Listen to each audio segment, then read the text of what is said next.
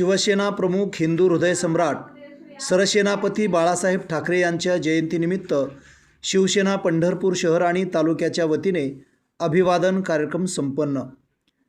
शिवसेना प्रमुख कैलासवासी बाळासाहेब ठाकरे यांच्या जयंतीच्या निमित्ताने पंढरपूर शहर आणि तालुक्याच्या वतीने पंढरपूर येथील स्टेशन रोडवर बाळासाहेबांच्या प्रतिमेचे पूजन शहर पोलीस निरीक्षक वाघमोडे साहेब यांच्या हस्ते करण्यात आले। त्यासोबतच नगरपालिका शाळा क्रमांक 7 येथे वह्या, पेन आणि खाऊ वाटप करण्यात आले।